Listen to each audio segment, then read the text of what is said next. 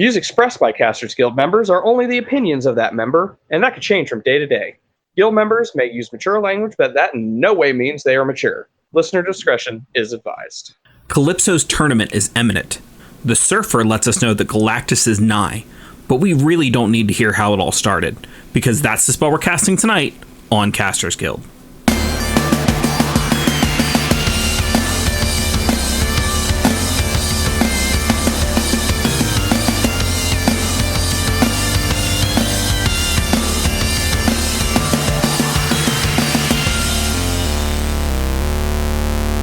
Thank you for tuning into this episode of Casters Guild. I'm your Guild Master, Rick Perry, and the only doom that's looming is you loving me to death. And I'm your Guild Master, Baron Kane, and yet again, I don't get the reference. Dr. Horrible sing-along blog. That explains why I don't get the reference. Oh, I love that. I love that miniseries, movie, whatever people are calling it nowadays. Yeah, I was never a Whedon stan, so it kind of flew over my head. I didn't even know it was Whedon until after I had already seen it like the third time. I'm just or at least was an NPH stan. Yeah, that's fair. Yeah, he was pretty cool. And, and I guess I was, a big Nathan Fillion fan, too. Oh, yeah. Yeah, I don't know. I don't know why I didn't get into it. Maybe I just don't like musicals. Have you ever watched it? Yeah. You just weren't a fan. Yeah, I mean, it's not for everybody. Yeah, that's fair. I was actually watching something kind of interesting today where they were talking about, like, the death of the internet web series. Mm-hmm. About how, you had things kind of like Dr. Horrible's sing-along blog and The Guild and Video Game High School, and about how Dr. Horrible's kind of got to stay pristine in the way it was, while the other two examples, they went on to do later seasons. And as they got a bigger budget and as they got more popular, they became more and more like television, which they lost the charm of what made them a good web series. And it kind of like the idea that if you're trying to tell a story on the internet, you should use the medium of the internet instead of just trying to make a television series. I thought it was pretty interesting. Yeah, that'd be something I'd be interested in watching, actually. But speaking of things that I'm interested in watching, we got a little bit of a teaser from Sam Reich about the newest episode of Game Changer. Yeah, and if you are listening to this today, as in Monday, it's important, because apparently whatever is happening is going to be happening live. Yeah, we're looking at 7 p.m. Eastern Time. Go ahead and put that in Google for your time zone if you need to change it, is when that episode is going to be released. And we have been warned that we should try to watch it as close to the premiere as possible. And to avoid pretty much all of Game Changer's dropouts, all of them social media. I would probably even recommend staying away from the social media of anyone involved in Dropout. So, all you Dimension 20 guys, maybe don't check out. Like, if you want to be surprised or involved in this, maybe stay away from Brendan Lee Mulligan stuff. Yeah, absolutely. Yeah. I think there were a few specific cast members who, commented on this, saying, yes, stay away. And I even stayed away from the comments on this. As soon as he told me to not look at the social media stuff, I was like, you got it. You guys are on boycott for a week. Well, the only one I saw was Erika Ishii, who talked about how pumped they were and to stay away from the socials until the episode comes out. I know there were at least two others, which means we probably know the contestants for this upcoming week's episode, but I don't remember who the other ones were. I'm just an Erika stan. Once again, here we go. I have my people I really like, and Erika Ishii is definitely one of them. Sure. How could you not? Yeah, the Chaos Gremlin energy to the nth degree. A lot of people have been speculating that means this will be a live episode, and I don't think that's true at all. No, I don't think there's any way they could do a live episode. They can't even get integrated with PlayStation. I don't think that they can do a live episode. Yeah, it's one of those things where if it were live and they wanted to encourage us to watch it live, I feel like they'd say that outright, or at least say watch it at the premiere time. They wouldn't say watch it as close to the premiere. I also think that they would just straight up say that it's live. Yes. They also encourage that whenever it is you do get around to watching the episodes, go ahead and engage with the socials while you're watching the episode. Which, if it were live and you started engaging with the socials at, let's say, 8 p.m. Eastern, because that's when you could watch it, it wouldn't make any sense. Right. So I don't think we're dealing with a live episode, but that leaves it up in the air. I have no idea. I have no speculation as far as what it is that they would want you to watch it closer to the premiere time.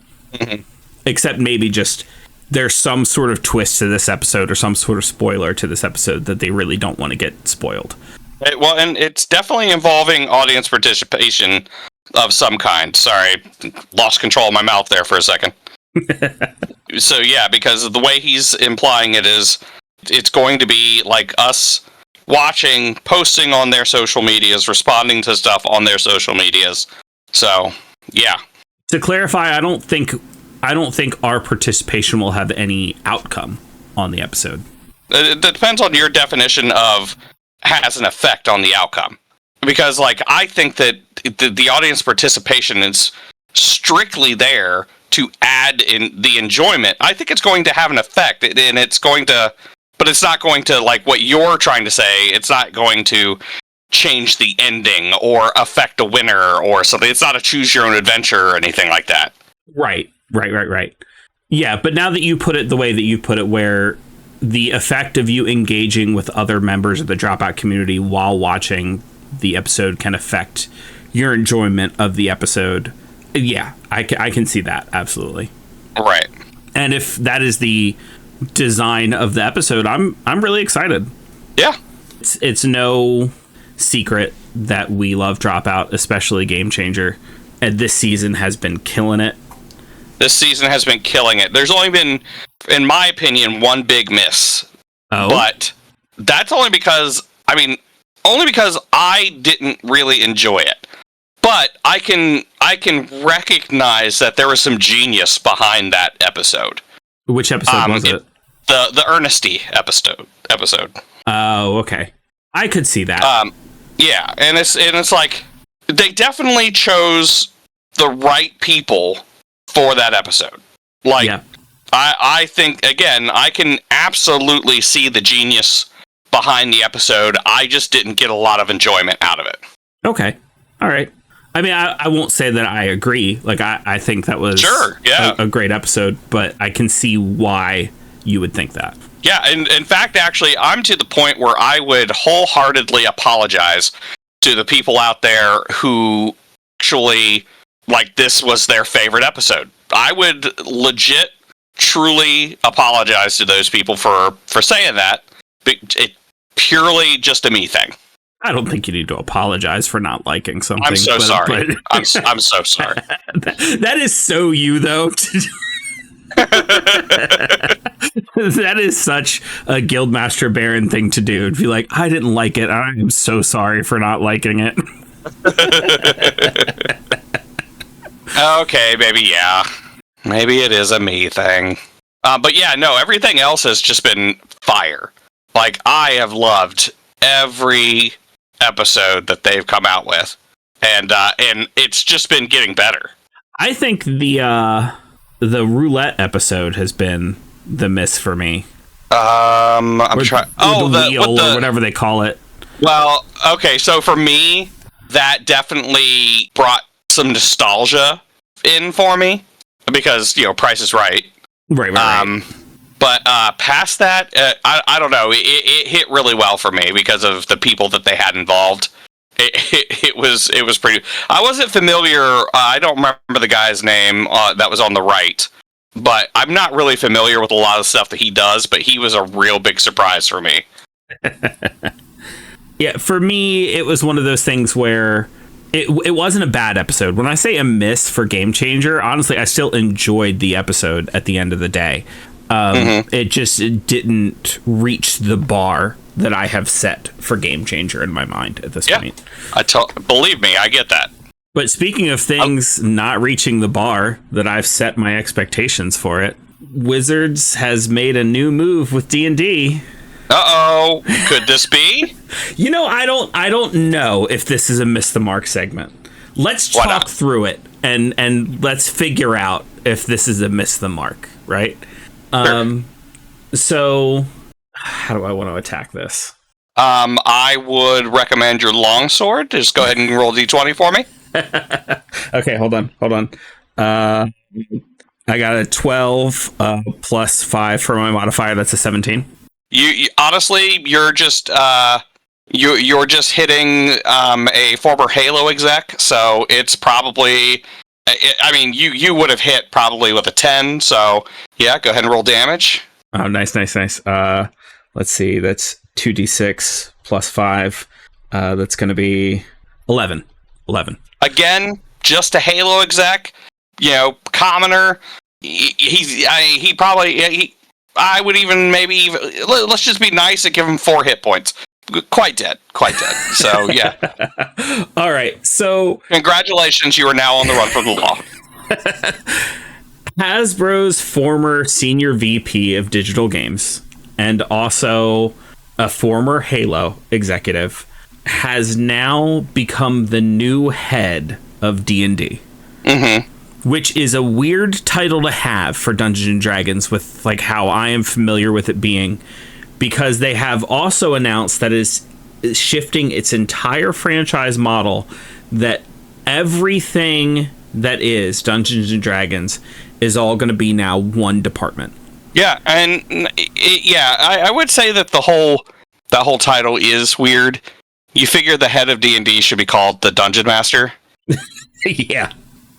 Like capital T, capital D, capital M, the Dungeon Master. Yes, absolutely. But I don't think this guy is too concerned about Dungeons and Dragons the way that we know it. No, I don't think so either. They've said here that books, video games, film, and TV are all now going to be under one roof. Okie dokie.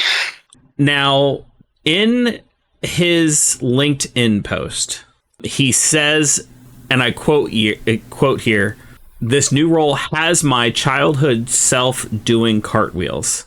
And he makes the claim that he's been playing D&D since he was 12. Okay. I have no reason to disbelieve that. Right.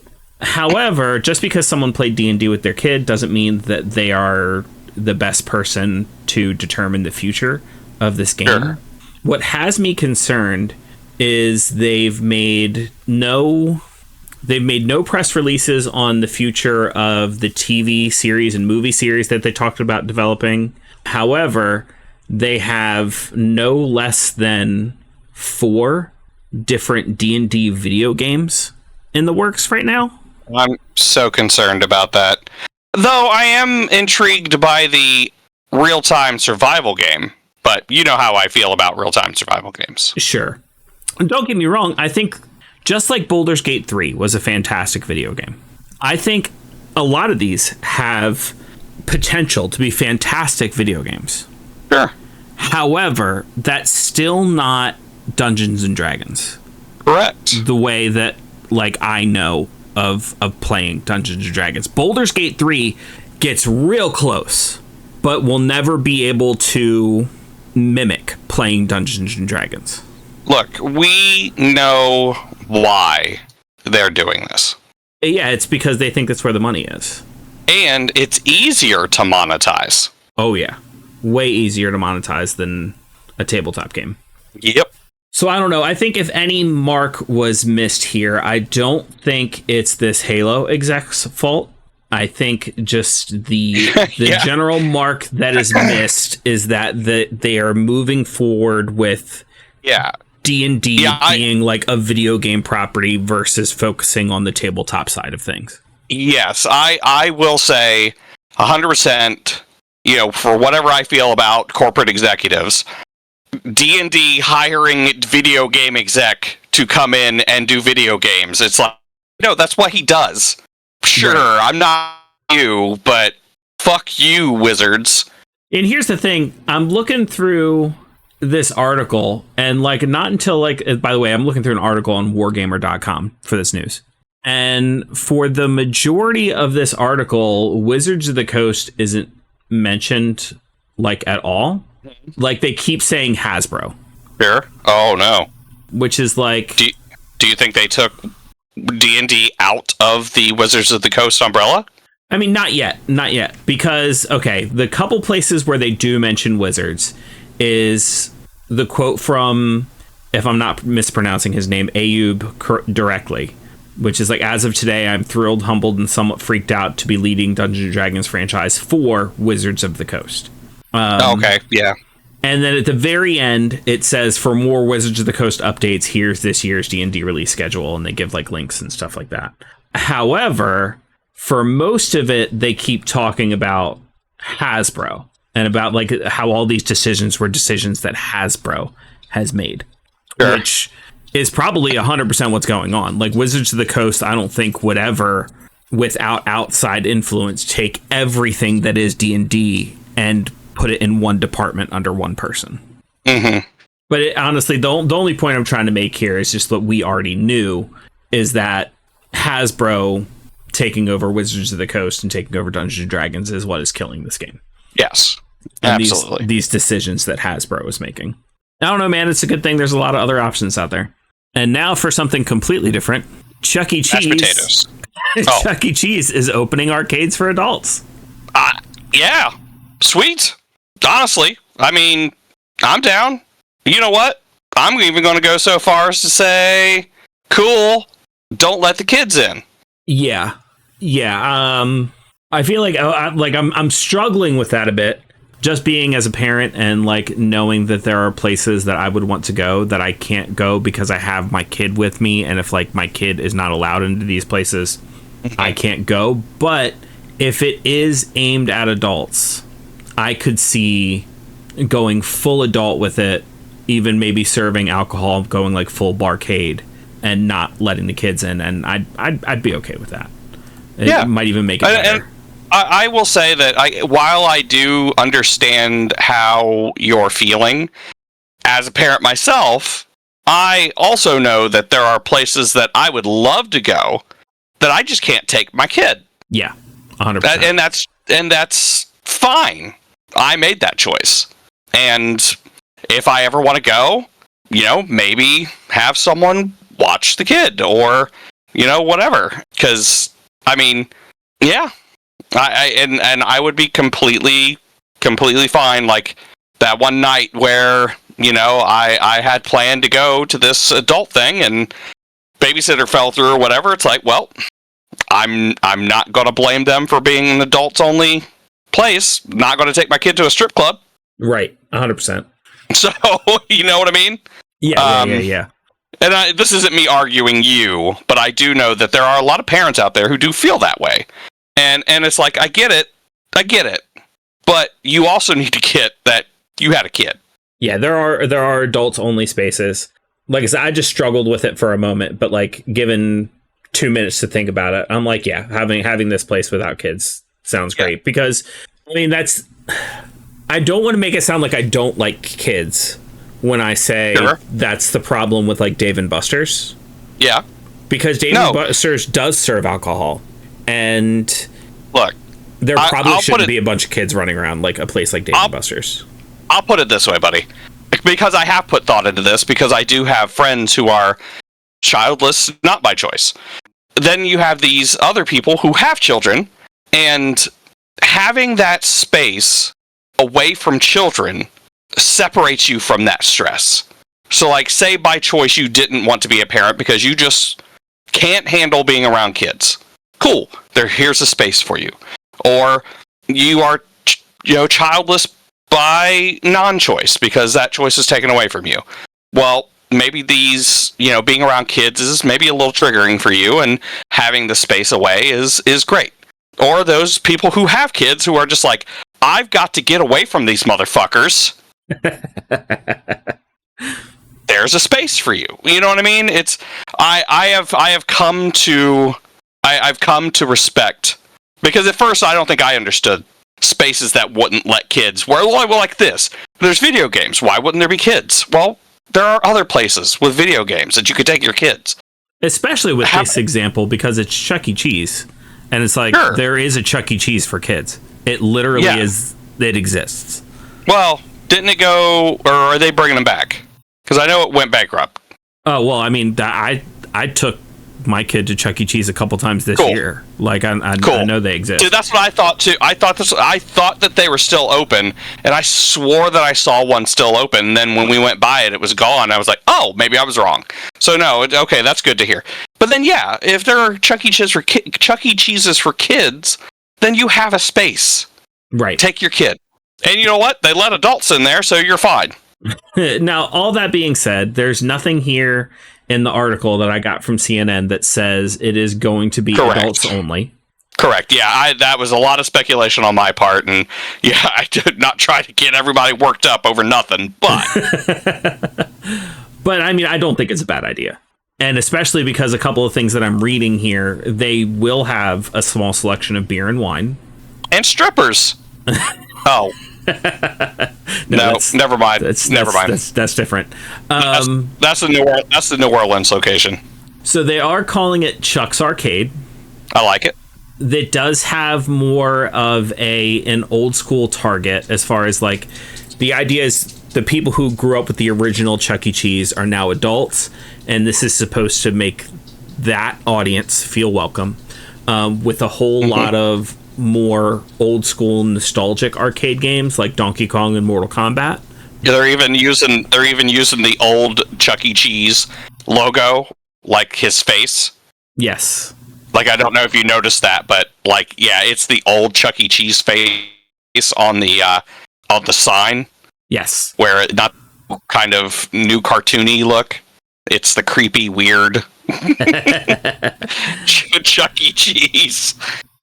Now, according to the article, there are 10 locations open currently right now, including St. Petersburg, Tulsa, El Paso, and St. Louis. And each one of them looks different as far as the way it is decorated and the branding. So, like, each one of them celebrates, like, a different era of Chuck E. Cheese. Mm-hmm. Well, and also, apparently, it's like we're getting all of this off of CNN Business, by the way. This whole sentence intrigues me. Plus, each arcade is overseen, quote unquote, by one of the chain's iconic animatronic characters, including Chuck E. Cheese himself or other characters from his Munch's Make-Believe band. I think that's pretty neat. Yeah, I think it is too. And almost kind of encourages those who are nostalgic for old Chuck E. Cheese to kind of take road trips to visit multiple locations. Yeah. Here's a little bit of something, a quote from the article that kind of addresses something you were talking about. Apparently, they did file for bankruptcy. Yes. And it says here, the company's expansion comes 5 years after it filed for bankruptcy during the height of the COVID-19 pandemic. Chuck E. Cheese spent $350 million in remodels over the past few years, as well as introducing new pricing tiers to attract budget-focused families. And honestly, this is the biggest reason I've been able to take my kid to Chuck E. Cheese several times this year, because it does not cost as much as it used to. Nice. And instead of having to buy, fistfuls of tokens for however long it's going to take your kid to go through those tokens, you can literally buy wristbands for X amount of time, and they can play as many games as they want for that amount of time. I don't know if that's how it'll be in Chuck's Arcade, but that's how it is in Chuck E. Cheese now. Look, the only request I have is that when they bring one to Columbus, that they don't make Pasquale Pete or Pasquale Pie Plate the lead of our Chuck's place. It better be Mr. Munch. What's your beef with Pasquale? Have you not read the lore, sir? Apparently not. Oh boy, yeah, Mr. Pasquale. He seems a little, little cool now or whatever, but he essentially exploited Chuck. Oh yeah, I'm remembering this now. Yeah. He found out Charles could talk and started exploiting him and forcing him to perform and stuff. Yeah, okay. Okay, yep. I remember this now. Also, normal human, you give me weird animal person or purple alien, okay? Those are the options. That's literally the only other people in the band. You have a bunny, a dog, a chicken, a mouse, or a rat, because he was a rat, and a purple monster alien. Okay, just because I tracked it down through various links, the actual full list of 10 locations are Buford, Georgia, Tulsa, Oklahoma, St. Petersburg, Oklahoma City, Oklahoma, Victor, New York, El Paso, Texas, Salem, New Hampshire, Kansas City, Nashua, New Hampshire, and then the next location coming is Brea, California. Every single one of them in a mall. Oh, I can appreciate that. Sure. That gives that whole... Well, like, at least for me, you know, whenever I went to a arcade, it was always in a mall. Oh, yeah, absolutely. So, yeah, I can definitely appreciate that. Yeah, but I don't know. All these are kind of far from anywhere that I am or am going to be anytime soon. Mm-hmm. But I could see if I'm going to be anywhere close to one of these or if one of them opens near me, I could absolutely see myself going out of my way to check one of these out. Yeah, same here. In other nostalgia-based video gaming news, we got a trailer for Twisted Metal Season 2. Yeah, I will say that, in all honesty, I've not seen the first season. However, I am a huge fan of the video game franchise. And from what I've been hearing, it's not necessarily, you know, straight out of the video game, but they are definitely staying somewhat true to a lot of stuff. Oh, what the fuck is his name? What the fuck is his name? John Doe, Sweet Tooth, Calypso. The guy between the tires. Axel. Axel. Why did I was wanting to call him something else. It was oh, never mind. I went Mortal Kombat. But yeah, Axel. Jax. I was going Jax. Yep. But dude, the fact that they put Axel in this blows my mind. Okay, as someone who has watched season 1 in its entirety twice, I can say I am a fan of the show. Anthony Mackie does an excellent job. Anthony Mackie's just great. I fucking love Anthony Mackie. It definitely does not, at least season 1, does not stick to the video game. It is definitely its own separate story that seems to kind of take place in a Twisted Metal type universe before the whole thing goes down. As someone who has played Twisted Metal, I'm kind of happy for that. Now, season 2, on the other hand, seems to be leaning heavy into the video game car fight tournament thing. Yeah. That I don't 100% know how I feel about it, but either way, I'm gonna watch it. Absolutely. So yeah, in season 1, and I won't spoil it for you because I think you should seek it out and watch it, especially if you were a fan of Twisted Metal and you plan on watching season 2. It basically starts with it's more of a road trip film kind of thing where John Doe, played by Anthony Mackie, is tasked with going to a place, picking something up, and bringing it back. And, hijinks ensue. And we meet a couple of our iconic Twisted Metal characters along the way. Mm-hmm. And it seems like season 2 is now all about Calypso's tournament, with the prize being a wish, which is what Twisted Metal has always been about. Okay, yeah. So it's getting more into the stuff that I am familiar with. Right. Yeah, I can get down with that. But with the way they built up the characters in season 1, I wouldn't recommend, because I feel like what a lot of people are going to do is they're going to I watched the trailers for the first season and it didn't look like the stuff I knew from the video games. I wasn't interested. I didn't watch it.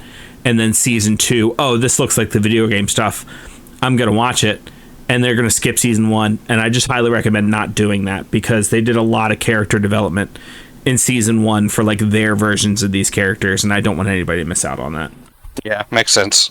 Especially Sweet Tooth, man, because you get a lot of backstory on Sweet Tooth, which you don't get in the video game. Yeah, exactly. You don't get much backstory at all in the video game for anybody, unless you read the little booklet that comes with the video game. And remember when you used to have to do that for video games? I mean, I had a good time doing that. Yeah, no, it was great. I say remember when you have to do that fondly. Yeah, I agree.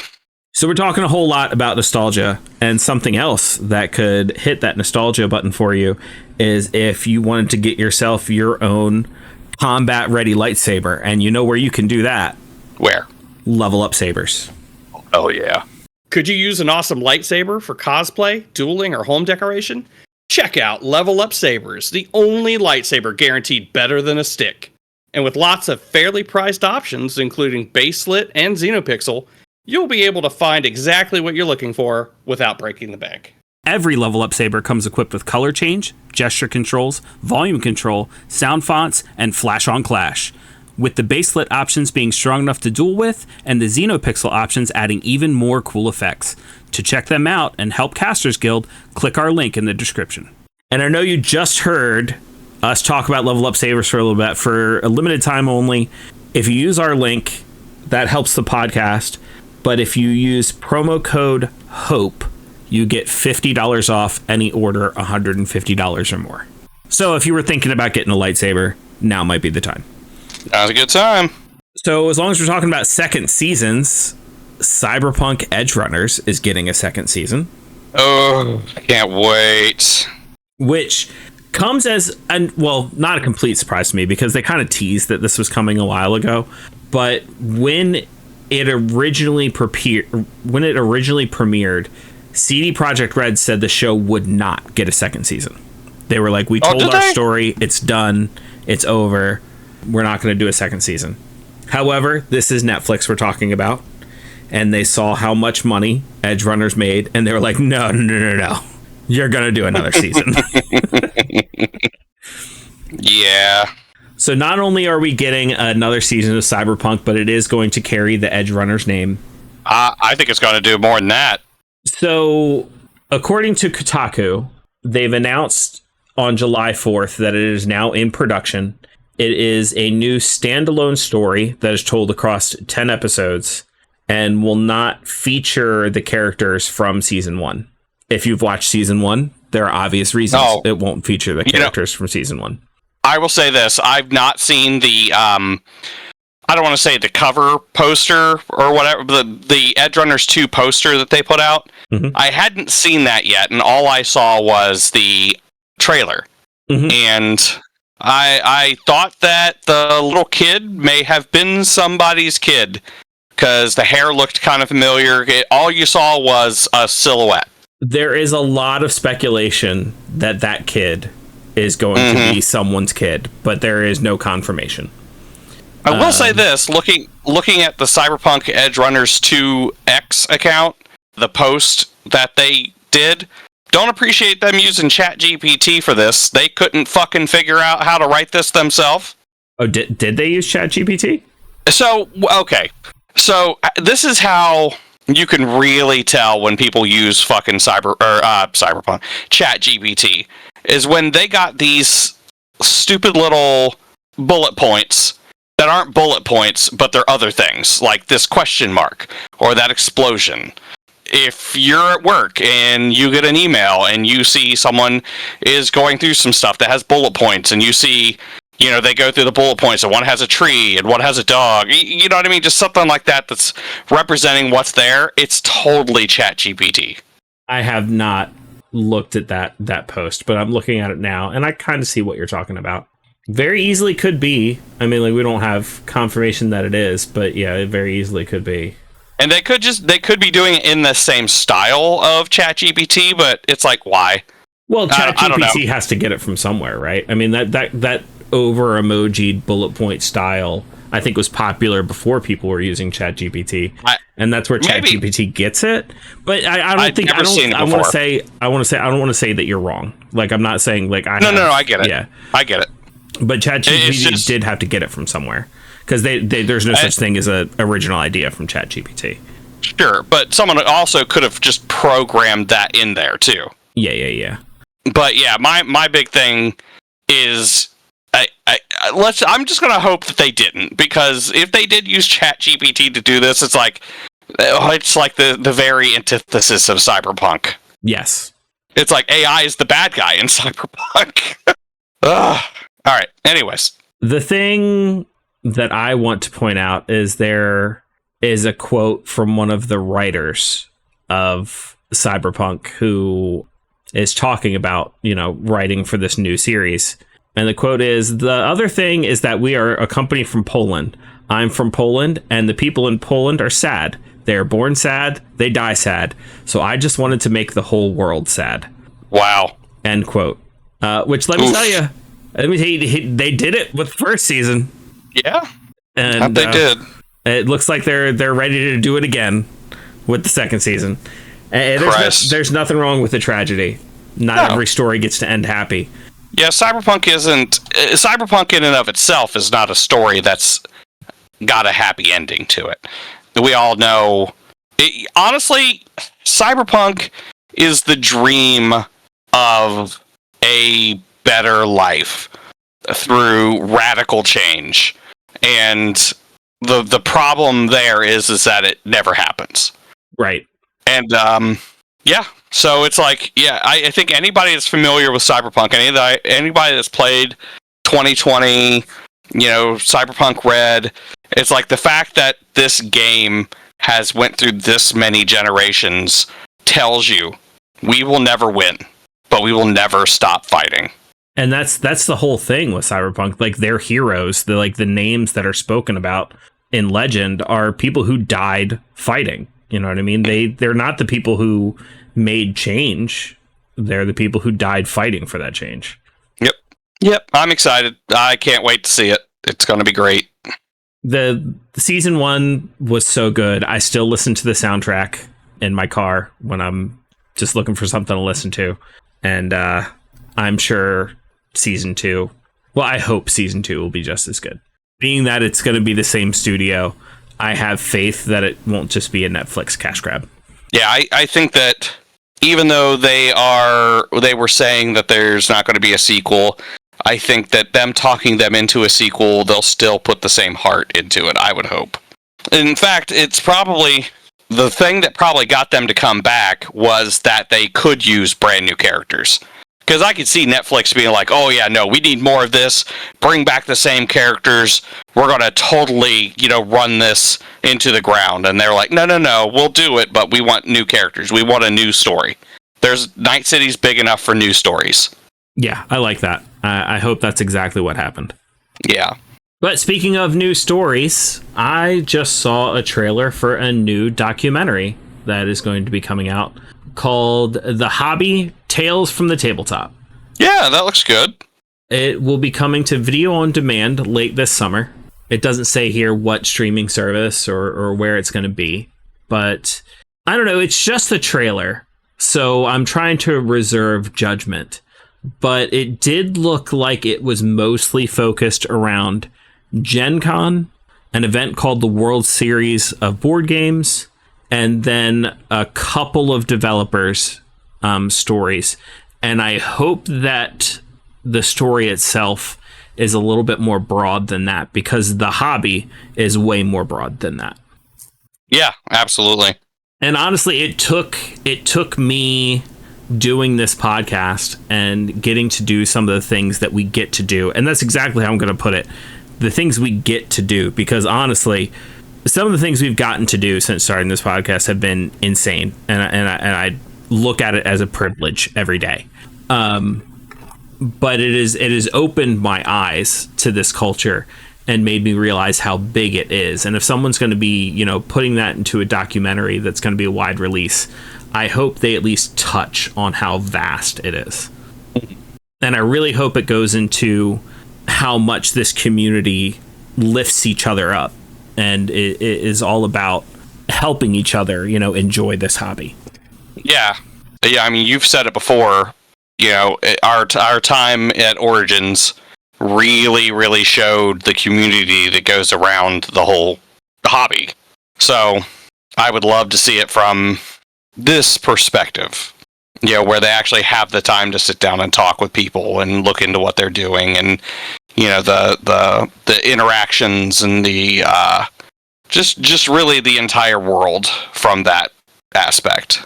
It can be tempting as a documentary filmmaker to, as you're making a documentary, you find a particular story that you want to tell, and you kind of lock onto that story, and everything else kind of falls away. Or even worse, you go into the documentary with like an agenda, and then like you purposely try to shoot it in such a way to tell the story that you wanted to tell from the beginning, and everything else is, hits the cutting room floor. And I don't know. I'm making a whole lot of judgments from just a trailer that I've seen without knowing much else. But honestly, it does look like it's going to be good, and I hope nothing but the best for these filmmakers, and I hope that it does well. Because it does seem like, from a lot of the quotes that I'm reading from the people who are making the movie, that they are board gamers and that they love this hobby. And like, why would you make this documentary if you didn't? Right, exactly. But anybody who's listening to this podcast, you got to be a geek, you got to be a nerd, and like this is a huge part of at least my experience of being a geek or a nerd. Like this is how you get to spend time with other geeks and nerds and share time and experiences together, because you can go and watch a movie by yourself, you can go and play a video game by yourself, there's tons of things that you can do on your own and become like a total recluse as like a geek or a nerd. But tabletop gaming, while their solo games do exist, in general as a hobby, it is social. Yes. And like for me especially, I know that there are a lot of digital options, but for me especially, this is a personable face-to-face, even if it's over a camera, this is a personable face-to-face hobby. It's not I don't know. I love video games, so I'm not trashing video games. Right. But this is video games I play because they're fun, they're video games, and most of the people I play with are fake. Like, even if they're real people, it's like, I'm gaming with you online, and then we're gone. If it's a bunch of randos or something, Right. You're not making connections with these people most of the time. Correct. They're, I hate to say it, NPCs. I can be a bit of a sociopath on video games because it does take away that connection, and that's whatever. I still treat you like a person. I'm still nice. I still have a good time, but you cease to exist after you get off the game. But board games, TTRPGs. This is a way for me and my friends to come together and have a good time, to build a story, and this is probably why I don't like playing competitive games with my friends, because as far as I'm concerned, competing with my friends is not me coming together with my friends. Sure. So, I love to play the cooperative board games. I love to play storytelling based TTRPGs. It's so much fun to me, and I feel closer to my friends afterwards. Yeah. And I hope that's exactly what you're talking about there. I hope that is what gets touched on in this documentary. And I hope it's a great one. It's going to be coming out this summer. Look out for it. Once again, it's called The Hobby: Tales from the Tabletop. But as long as we're talking about movies, we got a couple new superhero flicks that Baron reminded me were coming up, and I went and watched their trailers. Is it controversial for me to say, is this like a hot take, that this is the first Superman film that I am excited to see? I don't think that's a hot take at all. There's something that is so human about the Superman that I see in this trailer, which is important because he's not. I don't know. I just like this take on Superman from what I can see in this trailer. I mean, for me, this is the closest to feel. Well, no, I can't say that. Brandon Routh's Superman it made me feel Christopher Reeve Superman a lot. I know a lot of people didn't like his Superman, but yeah, he felt very Christopher Reeve, and it probably helped that his Lex Luthor felt very Gene Hackman Lex Luthor too. Sure. But I'll say this right now. My favorite Superman so far is the one from the TV show, the most recent TV show. Okay. That Superman's amazing. But this one, David Cornsweet, he I don't know, it's hitting that for me, it feels the most comic booky. The colors, the characters, like I was iffy about them bringing in other characters, but I think that having the other characters there, it's like, no, this makes sense. There would be other characters. Right. And having him interact with them, how people interact with Superman, these other heroes even, how they interact with him, I think goes a long way of showing how Superman is. Like they did a little clip from the movie where they're talking to Guy Gardner. Guy Gardner is talking to Lois, and he's talking about how Clark wears hypno glasses. Yeah. So that no one knows who he is. And he's like, so you know about the hypno glasses. It's like, okay. All right. So yeah. So it's really funny. And I know Superman isn't a comedy, but he's lighthearted. He is funny. He is, good and hopeful, and he's not like, he's a hero, but he's not this sad knight errant that a certain other director was trying to make him out to be. Like very dark, very broken. I don't want to say broken, but just very dark and just emotionally. I don't know. I don't even know how to describe it. But it just seemed like Superman in the Zack Snyder ones is on the verge of breaking throughout the whole movie. And then in the very end, he does break. When he snaps Zod's neck, he breaks. That was him breaking. If this would have been, and I know we've talked about it before, this is my hot take. If this had been more like the the comics, he wouldn't have killed Zod. Yeah. No, that's very true. It's like what he would have done is he would have wrapped his body around his head so that he took the blow. Yeah. Because that's just who Superman is. Yeah. But anyways, yeah, I'm not here to bash on Zack Snyder, but I mean, like, he obviously had the story that he wanted to tell, and he got to tell it, and some people were really into that particular story. I don't know, man, it wasn't for me, and obviously wasn't really for you either. I don't think it was for comic book fans. Sure. But I don't know. I've avoided a lot of DC's movies for a while until I could watch them for free on video on demand or whatever. But there's a good chance I'll actually make my way to the theaters for this one based off of what I've seen. I've never really been a Superman fan. He's just never really been a super interesting character to me. When you talk about the Superman in the most recent series, never saw it. So, I can't really confirm whether I thought that was a good Superman or not. Honestly, I can't even tell you whether, let's say I go to this movie and I enjoy this movie. It won't be because I think this is a good portrayal of Superman, because I've never read a Superman comic.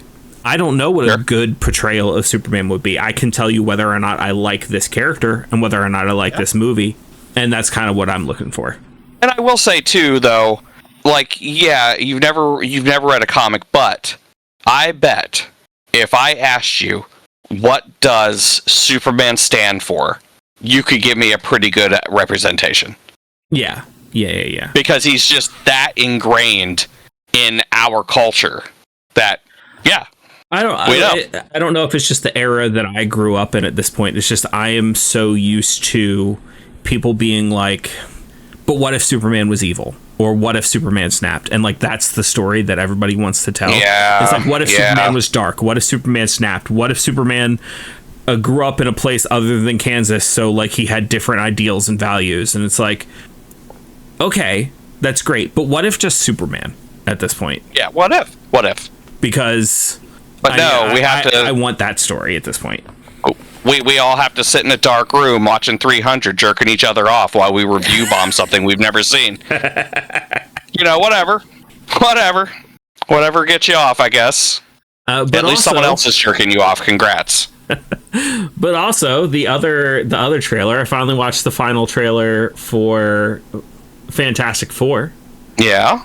And I don't know how I feel. You know, Sure. I've sat here for half this podcast, like, debating whether or not I was actually going to bring this up, because I want to know how I can say this without sounding like the fucking incels who are just like, oh, it doesn't have to be a woman. Do you want me to put 300 on for you? You know what? Yeah, just put it on the background. Okay. Let me preface this by saying I'm 100% talking about Silver Surfer being a woman in this movie. Sure. I think that if you are retelling a comic book story or a well-known story, and you are making the choice to make a well-known character a different gender, a different race, a different if you're making a change to a character, I feel like you need to be, well, first of all, you're making a choice.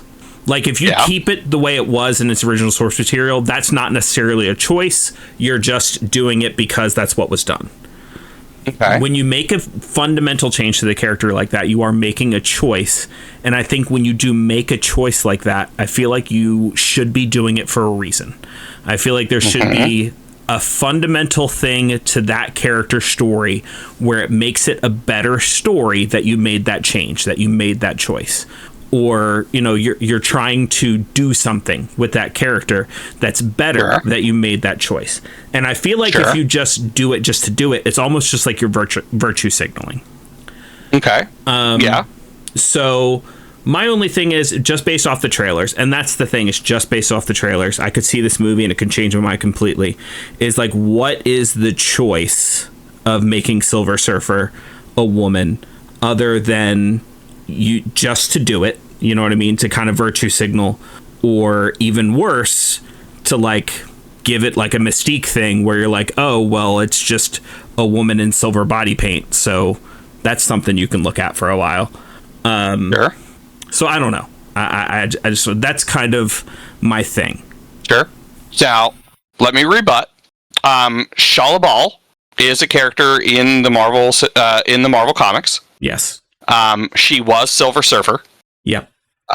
She is also the love interest of Norrin Radd, presumably the reason why he chose to be Silver Surfer in the first place, to, you know, keep her safe.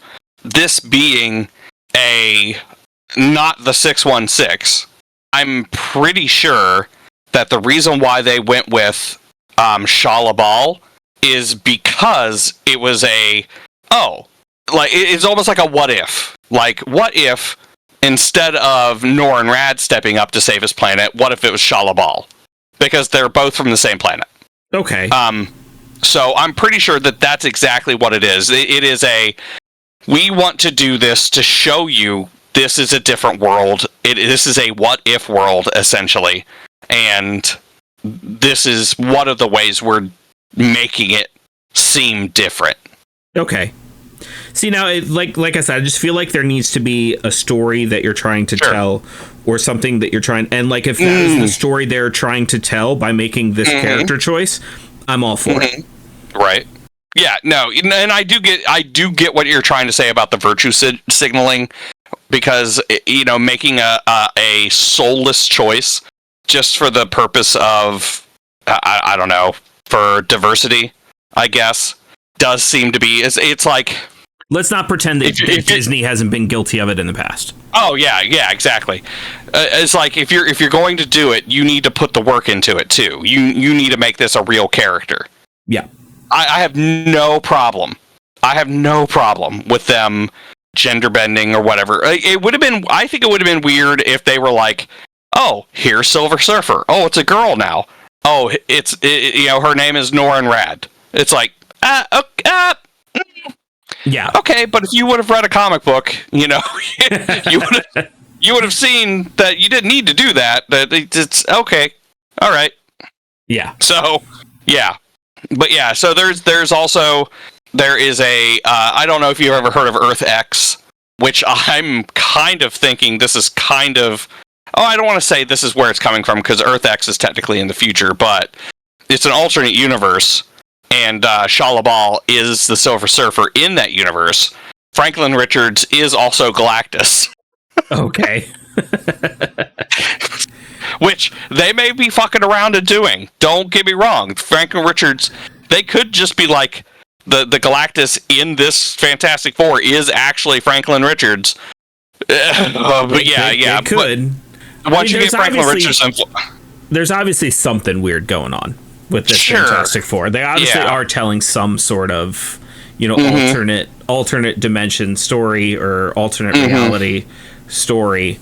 And honestly, now that I've thought about it for a little while, you were talking about there being speculation that Franklin Richards is the one who's on the ship coming in at the end of Thunderbolts. Yeah. I've thought about that a little bit, and I don't like it. Oh, I mean, I don't like it either.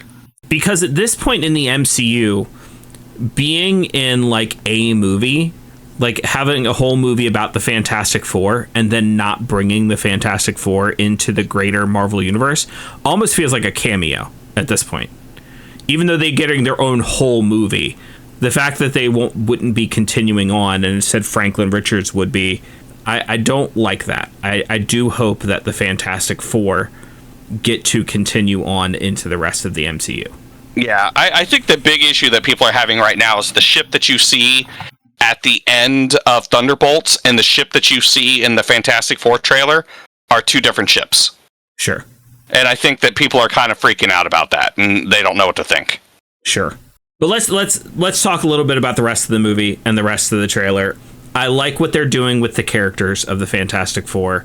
I like that they aren't all one note. If anything, they buck against their one note, which I like a lot. They feel more like, more fleshed out characters, which I feel like the MCU is good at sometimes. And I don't know, people say that like the MCU has fallen off, and I don't think some of the new movies are as good as some of the older movies, but like you can't continuously have better and better and better movies. Like you're gonna have like an ebb and flow. Yeah, you're gonna have some shit baskets. That's just all there is to it. But I really liked Thunderbolts, and I did too. I hope I'm really gonna like this one. Yep, me too. I am excited. Oh, I just realized I didn't really say much. Oh no, I said something about Superman. Yeah, well, I'm excited about that. But yeah, Fantastic Four. I will say that I've never really been a huge fan of the Fantastic Four in the comics. Okay, that's just all there is to it. But there's something about the way this movie is being presented, the way it's being sold to us. It looks great. It looks beautiful. Oh, yeah, I'm pretty excited to see it. And you would have never heard me say before, I can't wait to see what this Fantastic Four is going to do. That's just all there is to it. Yeah. I like the cast. The cast is great. I see a lot of people are like, again, just the fucking blowhards and the neckbeards online that are like bitching about anything. They're bitching about Pedro Pascal's mustache being on Mr. Fantastic. They're bitching about Sue and how she's using her powers. It's like the rainbow thing. Like honestly, they're trying to say that. I'm going to be honest, and I hate to put myself in the same camp as some of those blowhards and the people griping about, but like honestly, those were other things that contributed to what I was saying earlier with like the change to the Silver Surfer. But honestly, if all of these things are to tell the story that like this is not the Fantastic Four from 616, this is not the 616 universe, so things are going to be different because this is a different universe, and they're doing that intentionally because that's the story they want to tell. In that case, I'm all for it. And like, I do think the complaints are a little ridiculous. But as long as that's what they're doing, and they aren't just making these changes just to make these changes. And I don't know. I mean, like, I'm saying a lot of different things here that like conflict with my own opinions, because I also believe that the MCU is very different from the comic book universe in general. And there are things that are going to be different from the comic books, but like I was saying earlier, they have to, every time they make something different, they are making a decision, and I feel like that decision should serve the story. And in this case, if the story that they're serving is that this is an alternate reality, then I'm all for it. Yeah, and I think that's what it is. All of the way things look, who is in it, who's doing what, this and that. I really, really feel like it's just them going out of their way to say, hey, this is not the 616. Right. That's it. Also, Mole Man's going to be in it. Well, you know, no matter what, my butt's going to be in that seat in the theater, and I'll be looking forward to it. I'm trying to see how I feel about a double feature. Okay. Like, yeah, going in, watching one, and then going right into the other one. I could see that. I could see doing that. Yeah, that'd be fun. Especially on, like, you know, a $5 ticket day. Yeah, that'd be a lot of fun. And saving the least appropriate subject for last, origin stories. It looks like this story's been going around everywhere. I know I posted the one from the Nerdist, but I think I saw this on like a Facebook reel, like James Gunn talking about it or whatever. But James Gunn is done with origin stories. Specifically, he does not want to see the origin story heroes. And honestly, I didn't used to be in his boat, and then I think I saw way too many origin stories, and that now his quote specifically is, I don't need to see pearls in a back alley when Batman's parents are killed. I don't need to see the radioactive spider biting Spider-Man, and I don't need to see baby Cal coming from Krypton in a little baby rocket. And it's like, yeah, that's fair. I think it's fair. I think we get it. Yeah. But, I mean, that kind of, I don't know how you feel about that. I'm conflicted. I will say for the majority, like if it was like somebody was like gun to your head, do you want to see more origin stories or not? Then the answer is no. I don't want to see more origin stories. However, I believe the answer should be nuanced, and it shouldn't just be, you know, a spectrum of yes or no. The three examples that were given, I do not feel are equal. There is nothing about a spider biting Peter Parker that changes who he is as a character. It's just how he got the powers. Which is why I think the way they handled it in Homecoming was fantastic, where he was just like, I just got bit by a spider or whatever, you know? As far as origin stories go, that was like the perfect combination, or the perfect, well, what am I trying to say? The perfect level? The perfect... Anyways, what I'm trying to say is, yes, what we saw, let's just take it to Civil War, because that was actually his first appearance in the MCU. Right.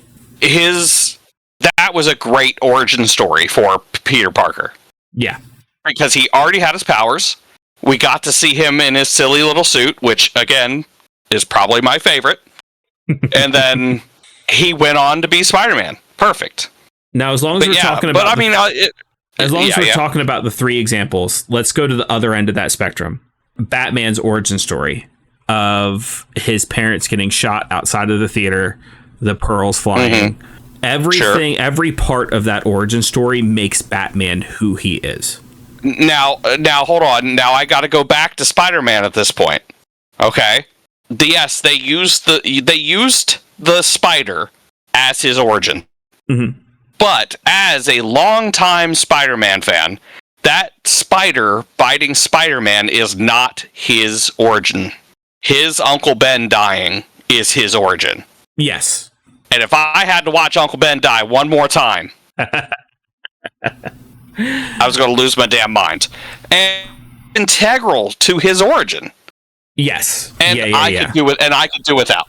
And like, to be fair, as much as I praise the newer Spider-Man movies for not showing the Spider moment, they do still show the Uncle Ben moment. It's not Uncle Ben for this particular Spider-Man, but, you know, it is his Aunt May that gives him that exact same moment, and they do show it. Yeah, true.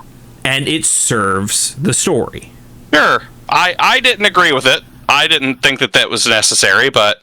So, I also don't think it was necessarily necessary. Okay, so just to finish off my thoughts here. So we have those two ends of the spectrum, and I think Spider-Man and I think Superman, the third example that they gave, is like somewhere right in the middle, where Superman being the last son of Krypton and like coming in and being adopted by this American family and being raised the way he was is also integral to the story.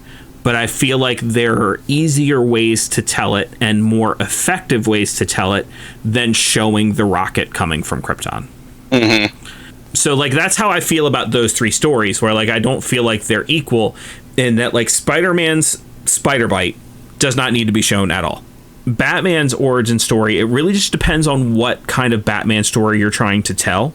But his that origin story is integral to his character. And then Superman's is also integral to his character, but there are more effective ways of telling it without showing it. All that being said, if you are doing a 2-hour movie about any of these characters, you do not need to show any of their origin stories. Yes. Even with everything I just said about Batman, with it being integral to his character. We know his character at this point. We know who Batman is. Knowing that it happened is important, for sure. Right. Like, I mean, maybe, like, with Batman, it's like he's in the Wayne Manor and he looks up and sees a painting of his parents. Boom. Yeah, done. Maybe sprinkle some pearls. In Superman, he goes back to visit the farm and maybe he sees the rocket. Sprinkle some pearls. You know what I mean? It's just, that's all you got to do. That'd be fucked up. There's just pearls at the crash site. Oh, she would have been your aunt, but Right, yeah. That was my sister. You kind of landed on her when you... Anyway. I got the farm, though, so that worked out in my favor, I guess. Now I want to see that scene. That's the scene I want to see. No, but the other point I'm trying to make, if you want to do a series about one of these characters. Now, if you're doing a 2-hour movie about this character, don't show me that origin story. If you're doing a series about, like, a television series or a Netflix series, if you wanted to do, like, a whole story about Batman or Superman or Spider-Man, well, maybe not necessarily Spider-Man, unless we're using the Uncle Ben example. I want to see that story then. If we're doing, like, an entire series about who this character is and where they've come from and where they're going, I want to see that story. Tell me that story. Yeah, okay. Well, here's the question, though. Are there any other, like, I guess, comic book characters, maybe that have been in movie lines? Are there any other characters that maybe you're done? You don't need to see their origin stories anymore? So yeah, that's a good question, because the whole reason we don't need to see these three characters' origin stories is because these three characters are so ingrained into our culture that, like you were saying earlier, where, like, I've never read a Superman comic book, but if somebody asked me who Superman was, I could tell them exactly. Yeah. And that's the same for Batman and Spider-Man. There are people who not only, like, I've seen Superman media. Okay, so it's not quite the best example. There are people who have never read a comic book, who have never seen a Spider-Man show, who have never seen a Spider-Man movie, and if you ask them who Spider-Man is, they can still tell you. Which is why that particular origin story is not necessary. It is difficult to immediately think of too many other characters that are that ingrained into our culture that we don't need to see that origin. That being said, Wolverine.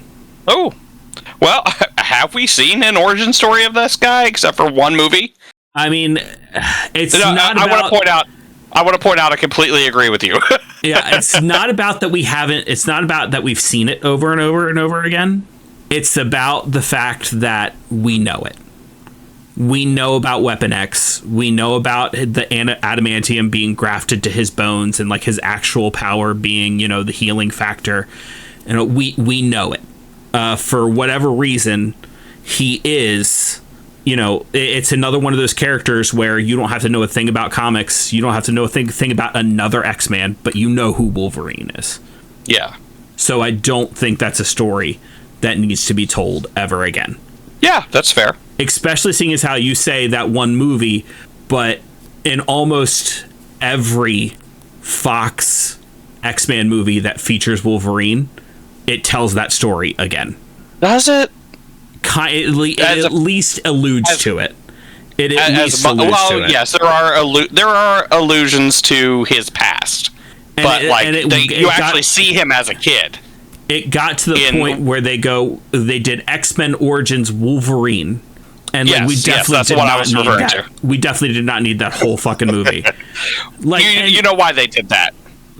Because they're trying to cash in on Wolverine, I think.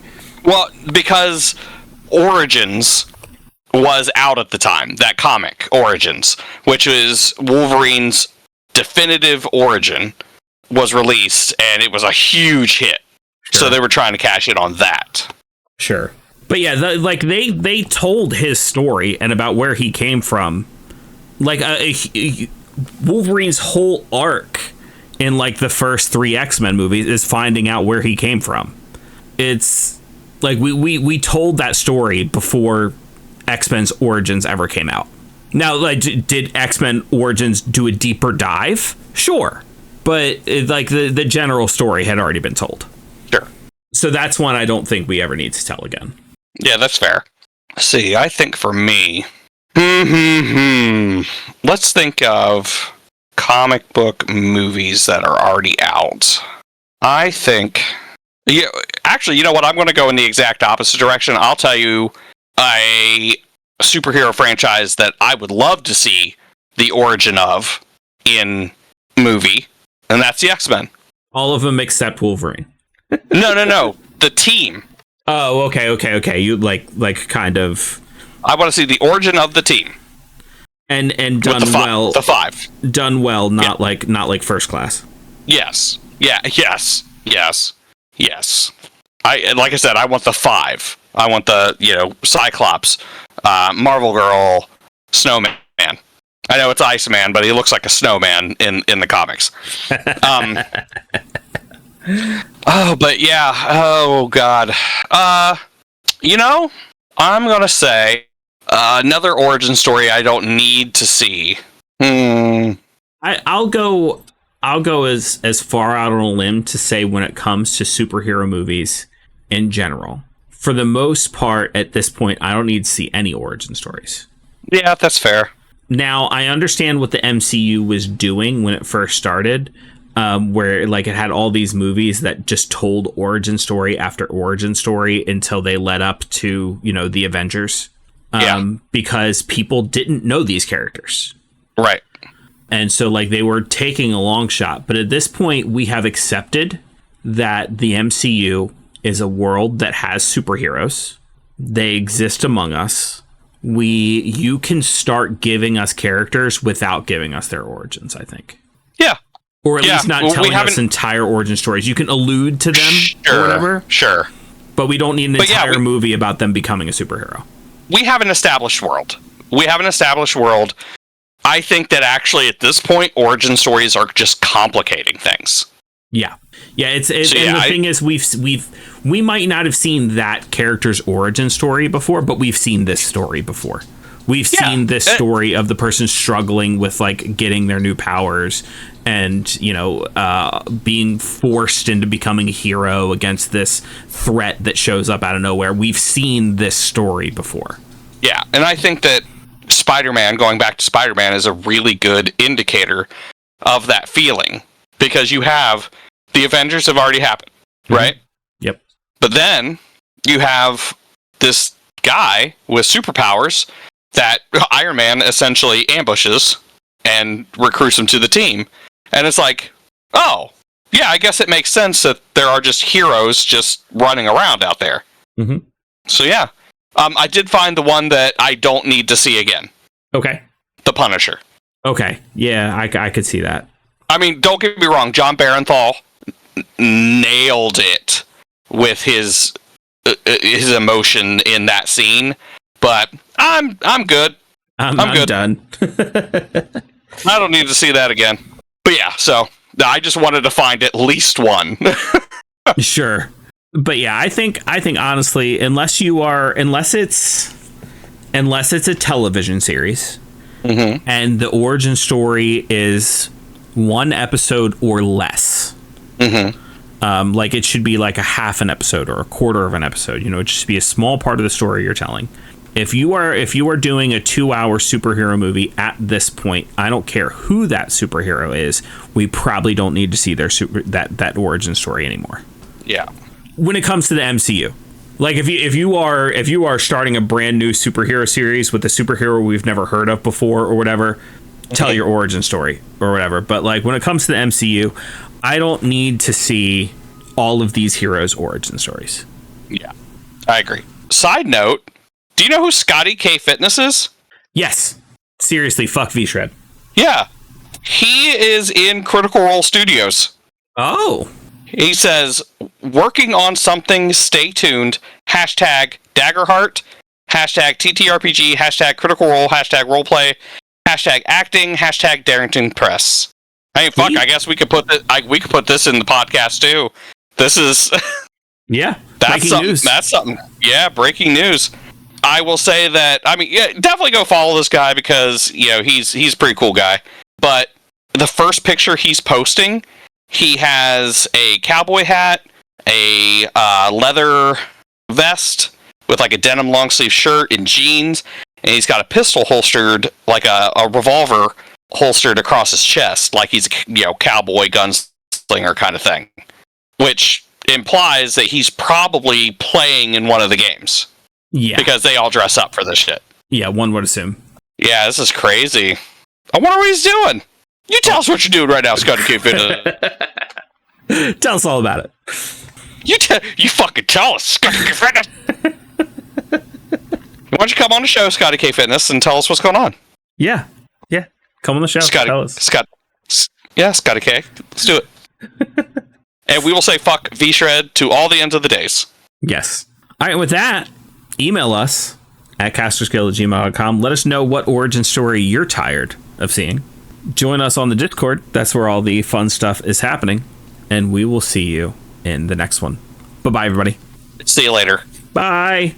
Oh, bye-bye. Bye. Goodbye. See you later. Bye. Bye. Hasta luego. Yeah. Oh.